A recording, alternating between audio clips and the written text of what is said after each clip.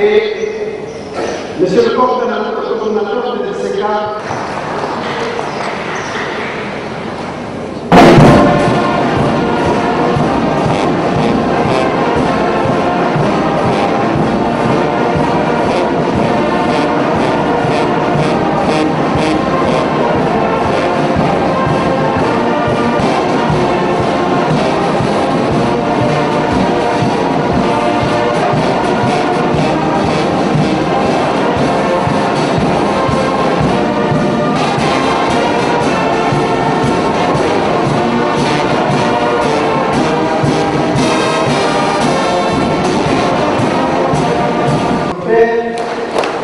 Du Fils et du Saint-Esprit.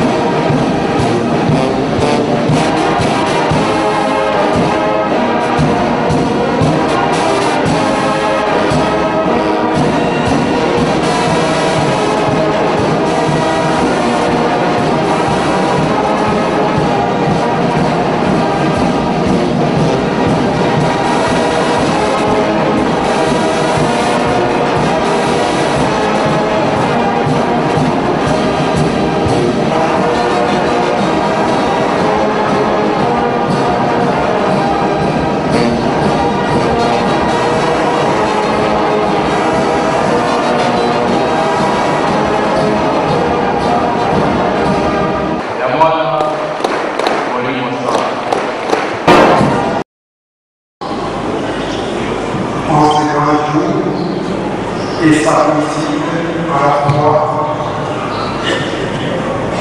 la troisième journée commémorative du 24e anniversaire de premier chef spirituel de l'Église de Jésus-Christ sur la terre par son spécial.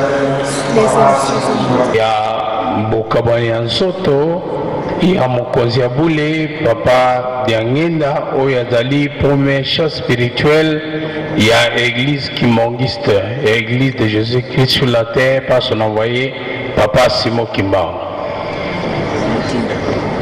Dans l'entrée de jeu déjà,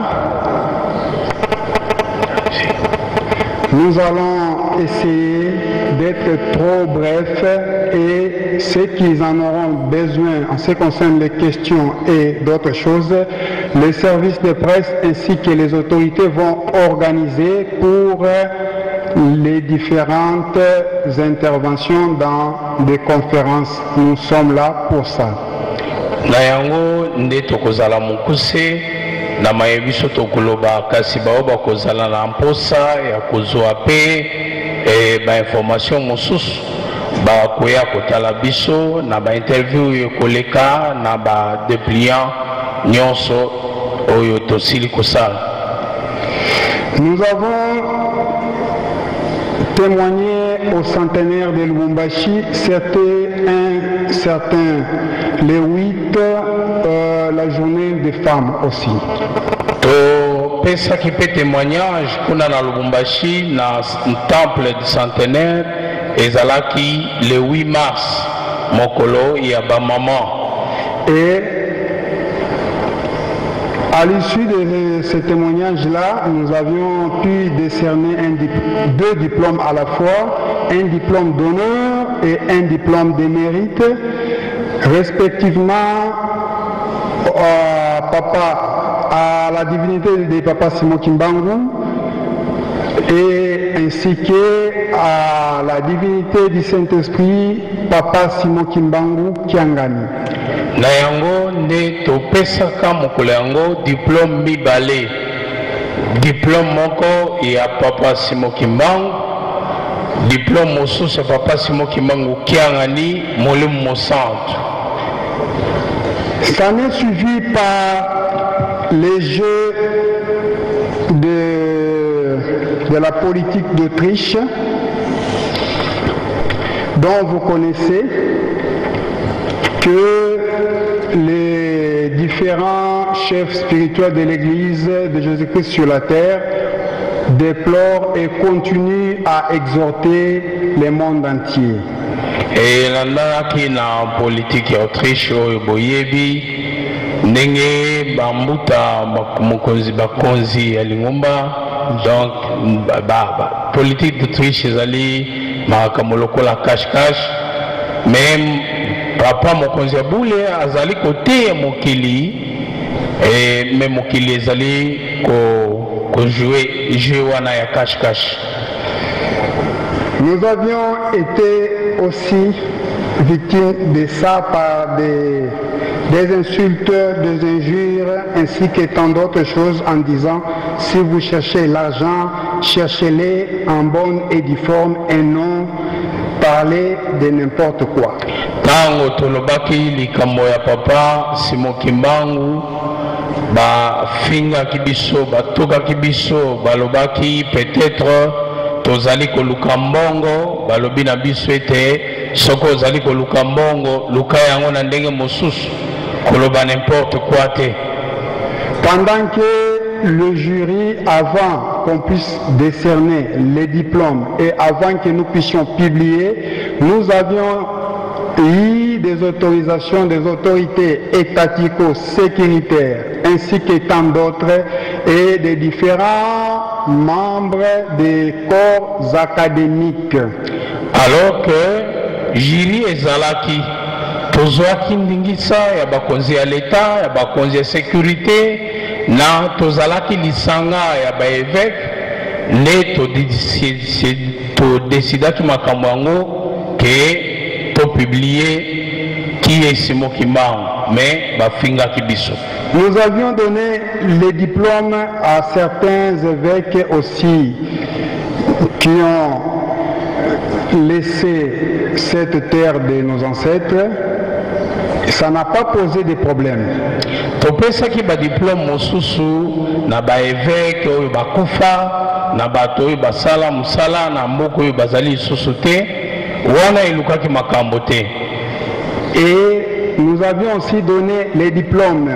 Les archives sont à Lubumbashi au papa de son excellence Monsieur le ministre provincial de Lualaba, j'ai cité Sami Kayombo. Son père fut le tout premier vice-président de l'église de Christ au Congo pour la province du Katanga, en même temps représentant légal des 38e Garingaze Sud. Topesa qui paye diplôme na tata et à son excellence ministre Sami Kayombo ya Lualaba Oyayao. Poete tatana ye azalaki mokonzi ya liboso na ECC na 38e communauté topesaki ye pe diplôme mokolo yango. Ça n'avait pas fait de polémique. Wana ezalaki na problème te ekozaki problème te. Il y a un adage que vous tous vous connaissez, hein? On ne jette que de pierres sur l'arbre qui produit des bons fruits. Ezana lisese oyo bino nyonso boyebi babwaka ka mabanga kaka na nzete oyo ezali kubimisa mbuma ya kitoko. Alors, j'ai des questions au bout du fil. Nous ne fermions pas l'œil tout ce temps-là. Nazwaki pe ba question na téléphone et tout le temps. Nazwaki ba question ebele na téléphone donc tant nyonso nazwaki ba question na téléphone. Les gens qui manipulent la langue, qui fignolent le français, ils nous posaient, ils nous reposaient, ils parlaient ceci. Alors ba oyo ba yebi malamu français babandaki ko tuna biso mituna babalusa boye bakende boye donc bango bazali ko luka ba terme. Nous avions répondu ceci. To pesa qui est ano oyo. Quand je dis nous, il y a et ça continue, il y a tout un mouvement, la solidarité pour la cohabitation des églises, pour la cohabitation pacifique des églises, composée des évêques protestants, catholiques, orthodoxes, pentecôtistes, réveil, ainsi que des pasteurs et des prêtres. Soko na lobi biso ezali nde association monene oyo ezali pona boyokani ya mangumba na kati kuna ba protestant bazali, ba catholique bazali, église de réveil ezali, ba orthodoxe bazali na ba pasteur ya mangumba ebele bazali ezali lisanga monene. Lorsque nous tenions des réunions, nous disons autre chose. Mais quand il s'agissait maintenant de publier ou de faire le compte rendu de ce que nous venions de faire, c'était autre chose.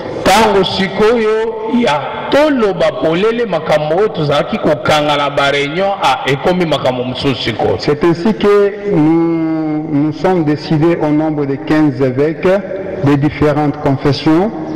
Nde yango tozwaki décision biso tozali 15 tozwi décision ya koloba parce que l'un des évêques avait utilisé aussi la politique d'Autriche. Il était venu voir le chef spirituel. Moko pona nini po moko kati na ba évêque oyo bazali ko boya likambo publié asalaki pe je ya cash ye moko ayaki komona mokonzi ya bule awa na nkambo. On lui avait béni bapesi bénédiction parce que il était en face du Dieu Saint-Esprit. Parce que ayebaki ke azalaki liboso ya Nzambe Molimo Mosantu. Et quand il était rentré, mais tango azongaki, il parla que je viens de tel. On ne peut pas citer des pays. Mais tango azongaki abandi kolobake auti bamboka mususu akedaki pa boye. Or que autaki nde na nkamba. Je ne suis pas un politicien pour créer des incidents diplomatiques. Alobi nazali politicien te pour créer des incidents politiques, mais je suis un fils de Kimbangu qui a le sang de Kimbangu. Nazali nde mwana ya Kimbangu, nazali na makila ya Kimbangu.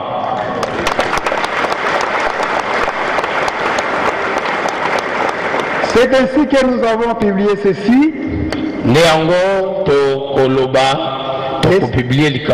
Le soleil brille déjà, inutile d'étouffer la vérité pour distraire le monde entier.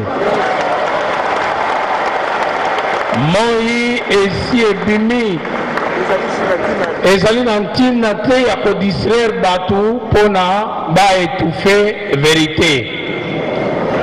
On peut étouffer la lumière,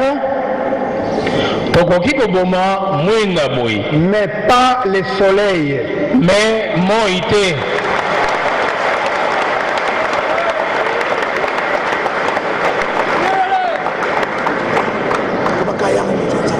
Suivant un bon exemple d'un prélat d'une confession religieuse dont le message est tiré dans le Jeune Afrique économique dans le page 135, 136 et 137, il a parlé ceci.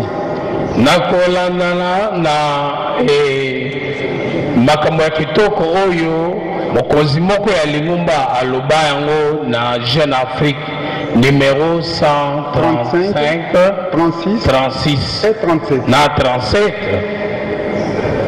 Il avait fait 8 fois la visite évangélique en Afrique. Asalaki mbala mwambe visite awa na Afrique. Et lors de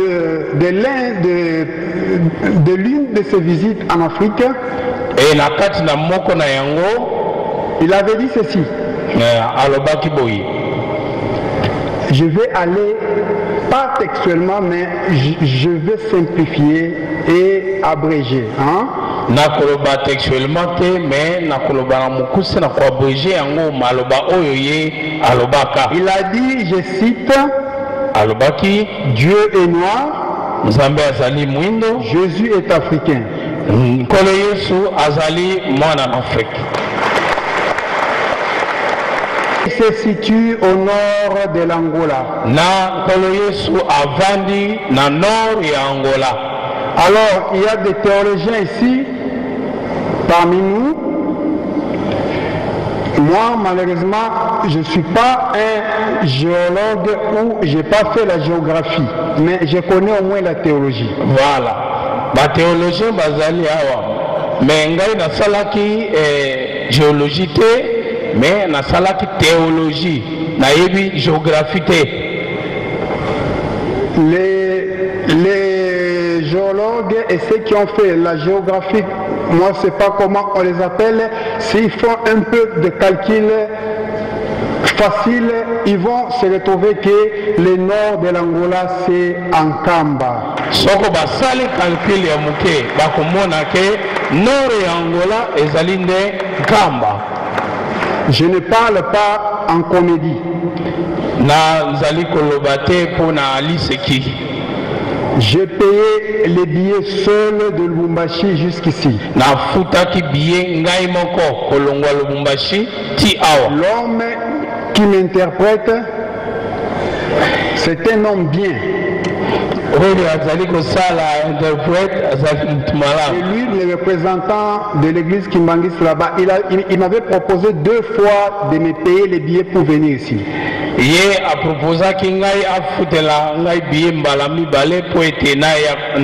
avais dit, si ce que j'ai fait, c'est pour l'intérêt de Papa Simon Kimbangu, l'un des 4 matins, nous allons nous retrouver avec vous en Kamba.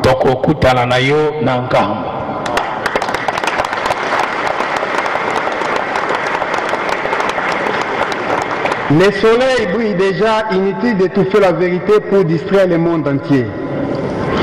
J'avais eu moi-même des témoignages personnels et j'ai dit, je reviens encore, celui qui veut me voir, mes numéros sont très faciles, vous passez au bureau du DIRCAB ou des cabinets, on vous les passera. Tous mes numéros, je ne ferme jamais l'appareil. D'ailleurs, j'en ai qu'un qui reprend les 2 numéros.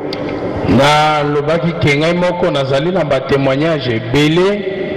Alors soko mutu alingi akoleka na bureau ya Papa Dirkab akozwa ba numéro na ngai na kanga ka téléphone te nazaka na téléphone moko eza na ba numéro mibale. Je loue leur sagesse. Il m'avait posé beaucoup de questions avec toute son équipe.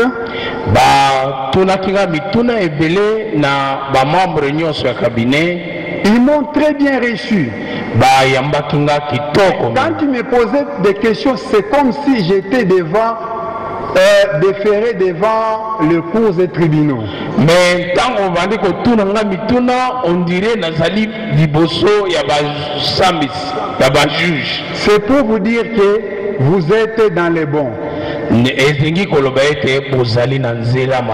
que 2 églises au monde. Il n'y a que mangumba mibale na mukili. Si vous n'êtes pas dans l'église de Dieu, vous êtes dans l'église du diable.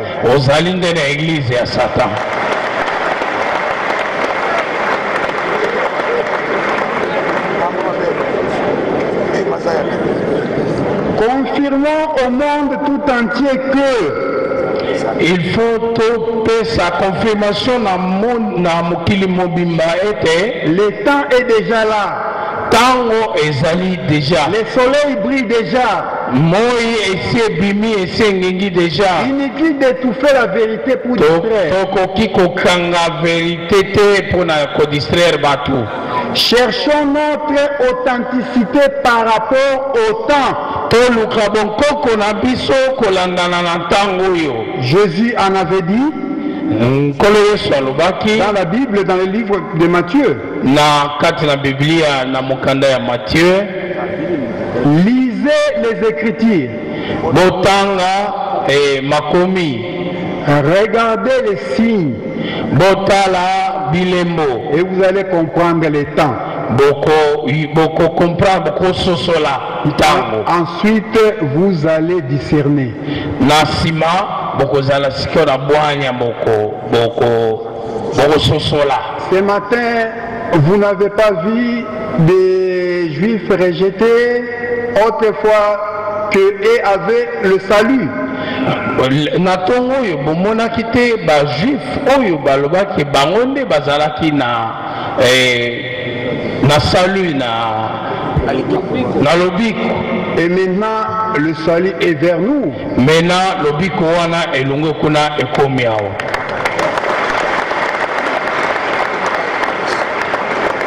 Vous croyez que quand il a lancé l'invitation immédiate, rapide, c'est de lui-même qu'il a parlé?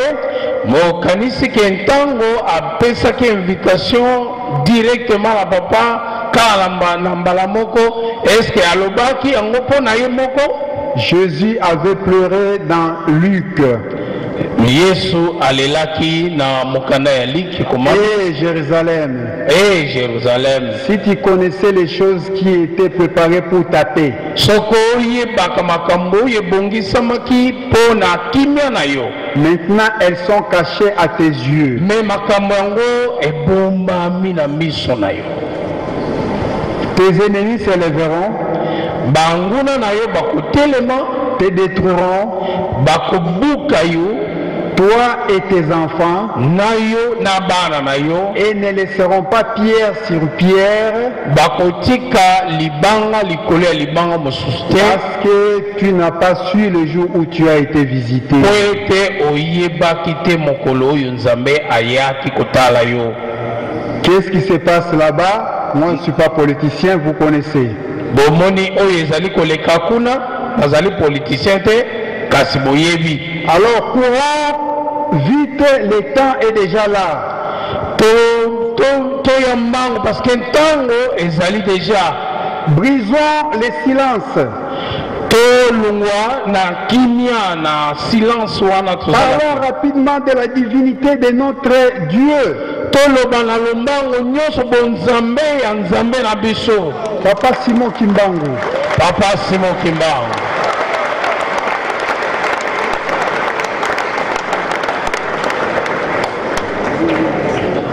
Paul a parlé aux épîtres des 1 Thessaloniciens, le chapitre 4, verset 11 à 15. Il a dit, parce que je vous ai dit la vérité, je suis devenu votre ennemi.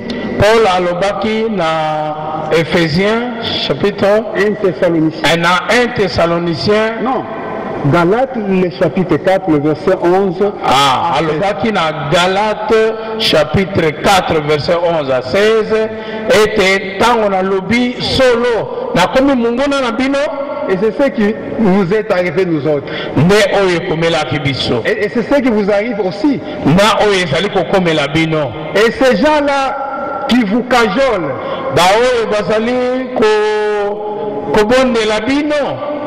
ce n'est pas pour vous plaire,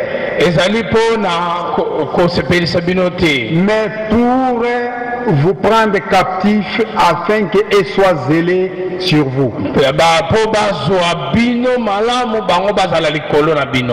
Ce n'est plus le temps de la néocolonisation spirituelle.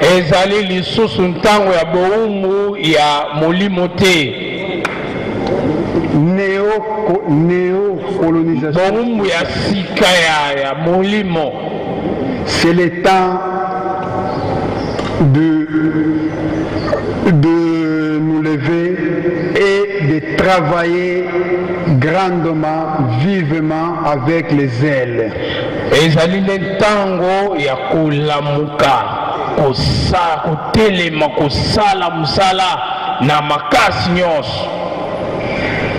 Lorsqu'un grand homme de Dieu, je cite Joseph Gangenda Kuntima, qui est le tout premier chef spirituel de cette église, dont nous fêtons et non nous plairons, parce qu'il avait promis, comme Jésus en avait parlé, je m'en vais et je vous enverrai un autre consolateur. Tango mosali monene na lobi papa dia mosali monene nzambe na lobi papa dia ngenda tango azalaki koloba ete Jésus alobaki na kei na kotindela bino musongi mususu. Il vous enseignera les choses d'en haut, les choses d'en bas. Ye nde akote ya bino makambo ya likolo ya mokilité. Et Jésus parle dans Jean 3, les versets 11 à 13. Et Yesu alobi na mokanda ya Jean chapitre 3 verset 11 à 13 Yesu alobi, lorsque je vous ai parlé les choses terrestres, vous ne comprenez pas. Comment vous allez comprendre les choses célestes? Tango na lobelaki bino makambo ya mokili bozali koyoka te. Ebongo soko na lobi makambo ya likolo bokososola ndenge nini? Oh, personne n'est monté au ciel si ce n'est que celui qui est descendu du ciel. Alors que mutu mataki na likolo te, mutu kaka oyo akitaki na likolo akitia ona se. Lorsqu'on parle Dieu est au milieu de nous. Tango tolobi ete nzambe azali kati na biso. Nous rejetons. Alors nous réclamons les choses que nous ne connaissons pas. Le soleil brille déjà. Inutile d'étouffer la vérité pour distraire les gens. Je vous témoigne ceci. Le pouvoir divin ne viendra que de Nkamba, Nouvelle Jérusalem.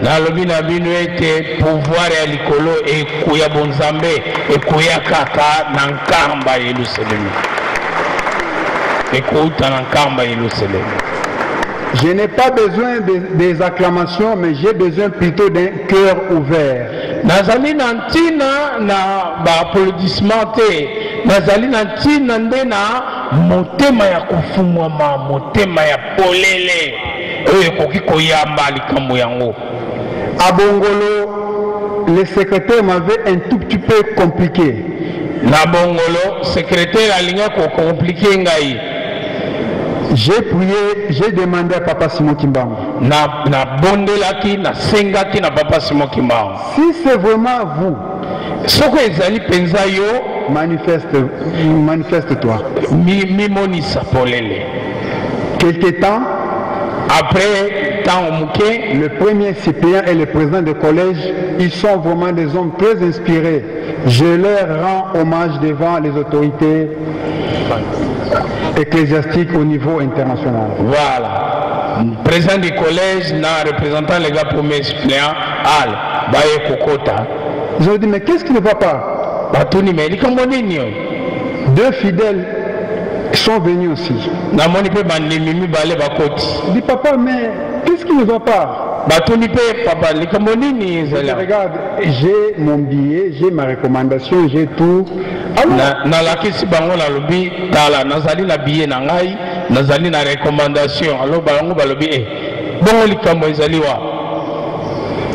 J'ai laissé la recommandation et mes coordonnées.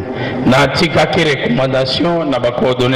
président du collège a dit s'il n'y a pas une solution, moi j'en trouverai 1000. Le président du collège a dit solution il y a 1000 solutions. Pourvu que vous atteigniez Kamba. Pourvu que Oko Makara na Kamba.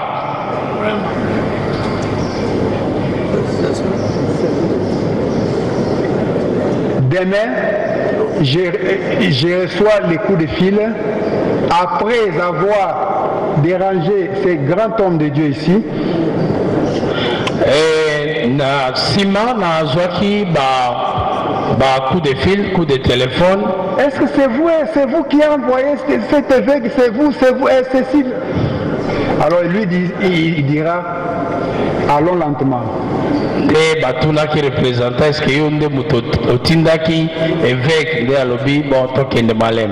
Si je parlais de ça, soko na alobi likamoyo, ça peut vous arriver. Koki koko melabino.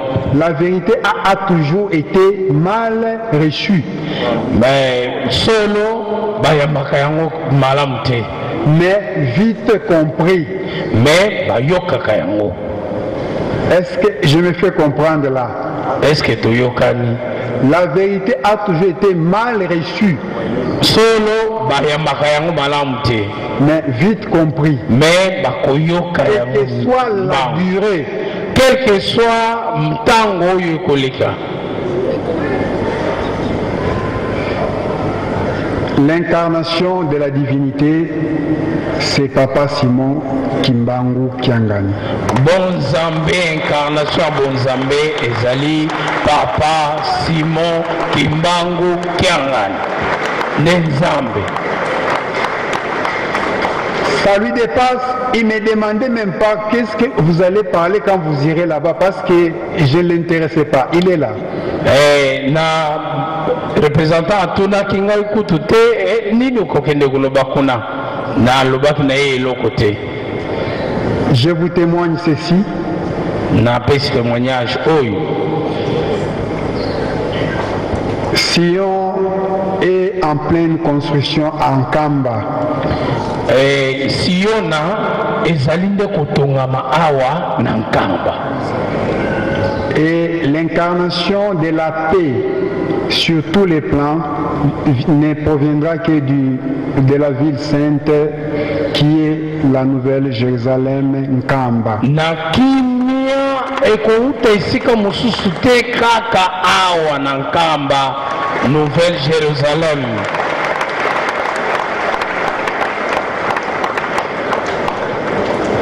Je remercie grandement les cabinets na pesi merci na cabinet d'avoir transmis correctement le message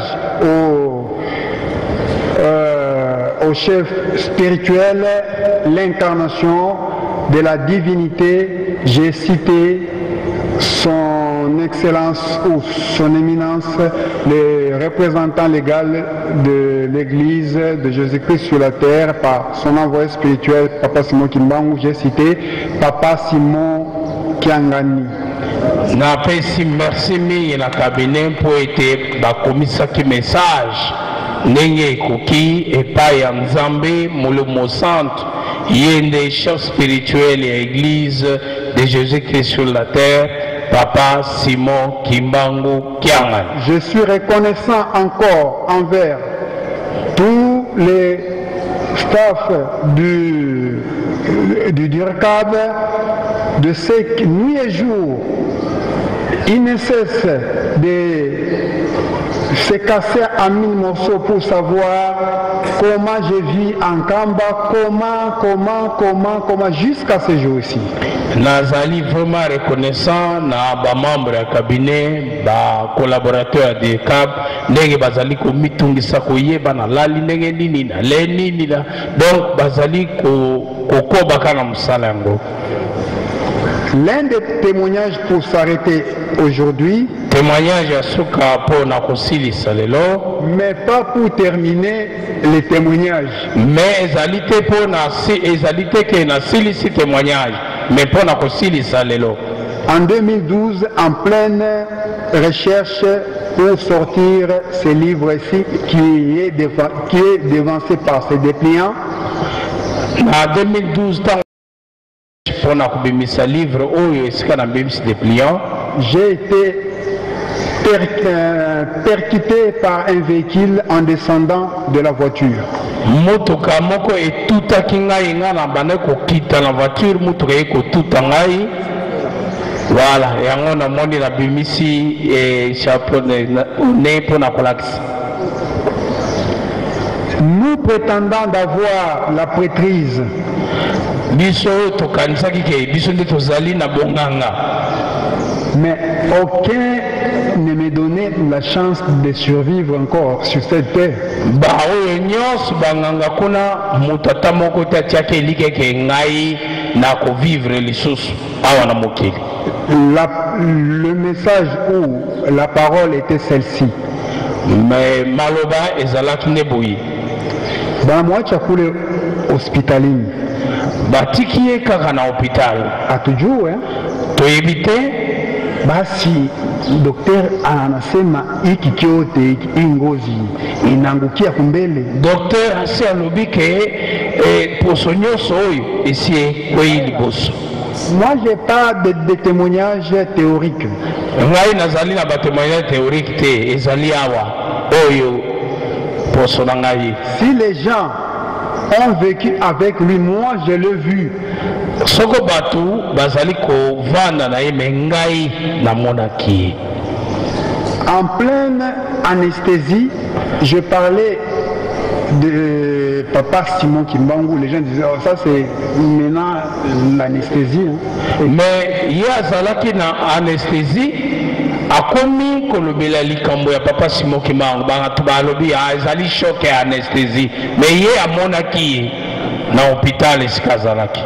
2012. Il y a des occidentaux, des diasporas ici, ils savent un peu cet accident ici, comment ça se passe. Bamingi bazali awa bavandi na poto bayebi accident oyo ya mutu.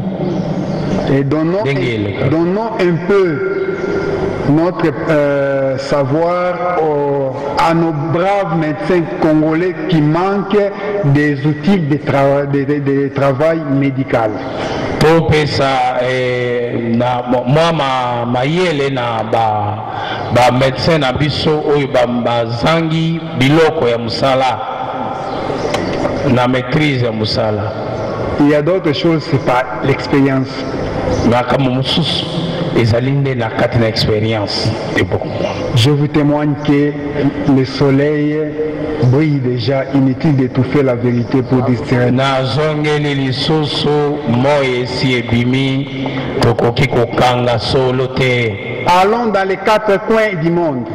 Tokene na bakwemine nyonso ya mokili. Courons vite. Tokene mbangu. Pour leur dire. Tokene koyebisa bango. Le soleil brille déjà. Moye si ebimi kuna. Afin que l'obscurité laisse la place à la lumière. Po ete molili etika place na mwinda na moi na pole. Pas les signes. Sa divinité, le matin, il a chanté Satan, quitte ici, laisse ma parcelle. Est-ce que vous monite bo elemo oyo Nzambe na tongo ayembisi nzembo Satana lungwawa tika esika na ngai. Le soleil brille déjà. Mais moi ici ebimi déjà. Dans des jours antérieurs, il parlait que patienter dans peu de temps, mais aujourd'hui il n'a pas dit cela.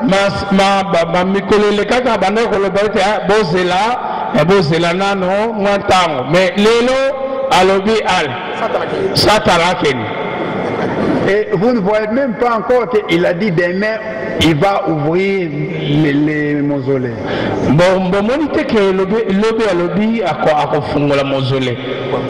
Le soleil brille déjà.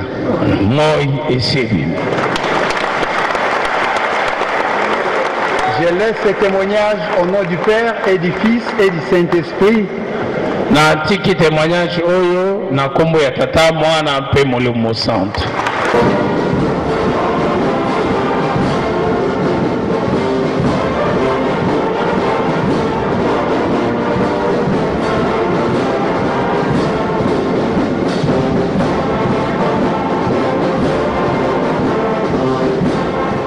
Bana baku tukulombele tela mata kuvana kiambote.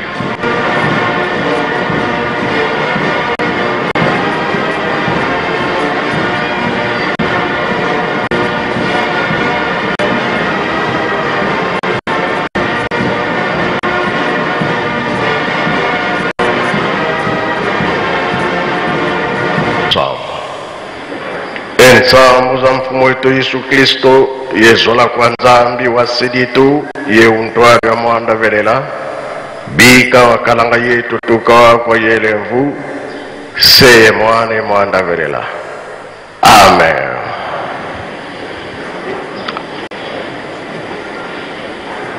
Na kombo ya tata mwana pe tata molimo santo dolandi matei na biso matei biso na tata pasteur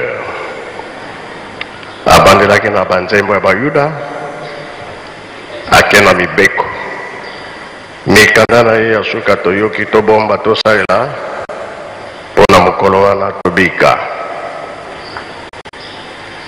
Lelo tole mingi ya molimo. Molimo alingaka nde bongo. Bonzoto ezala moke, me molimo tolekisa ya mingi. Tolandaki oyo ezalaki na tongo. Sepelaki mingi po liloba ya Nzambe elekaka te. Ata ewumeli me ekomonana. Ndenge tolobi tolandi mpe Matei nakoloba mingi te. Ya suka mbuta muntu aye maloba na ye toyoki yango. Ye auti mosika kuna na katanga azwi linioko apasoli yango alongoli nini na linioko alongoli mosisa abombi solo abombi me babombaka solo te akangi motema aye kobimisa abimisi bi abimisi te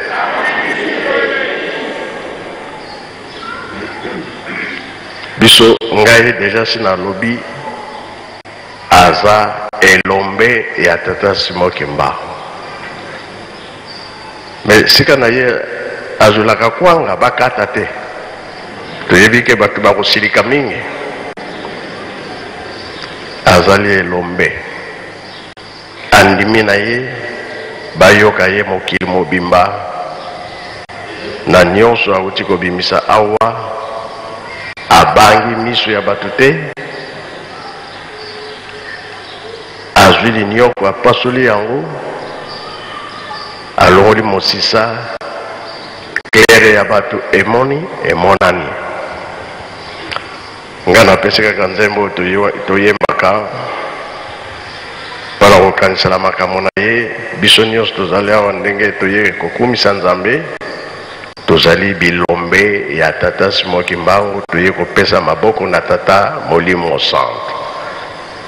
Soki dirigeant mutayembaka yango, soki jeteki, soki koreki, soki nani dirigeant zwana nzembo wana tochela ye na mesa pe azali elombe aye kopesa maboko na tata Molimo Centre. Biso ndenge tozali awa biso nyonso toye kopesa maboko na tata Molimo Centre. Bongo bie bongo te.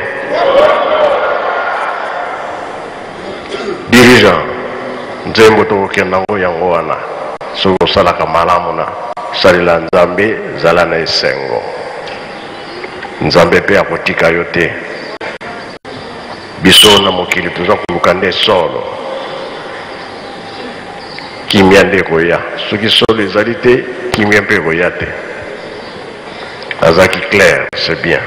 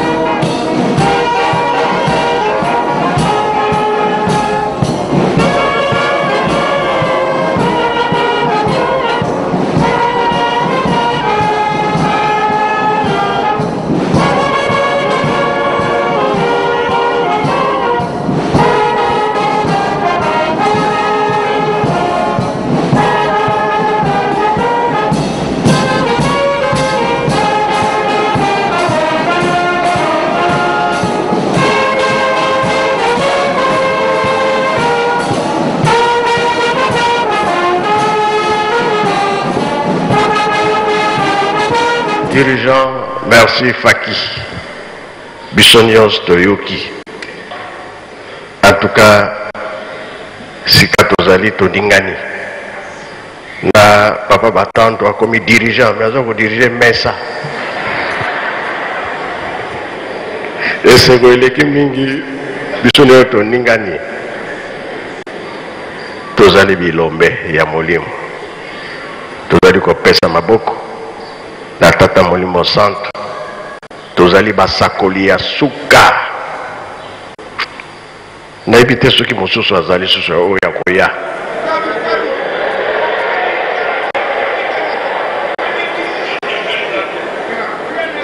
awa ekomi kobiba boye kokende nyonso wana soki otikali italiwa simba esika wana batata batei biso mingi siko batikeli biso yelu style mitotonga elakisike kuna tozokende makambo ezali ebele totelemela kaka bongo tosala misala oyo batindi biso na kati ya bolingo mibeko mpe misala na kombo ya tata mwana mpe tata molimo santu amen.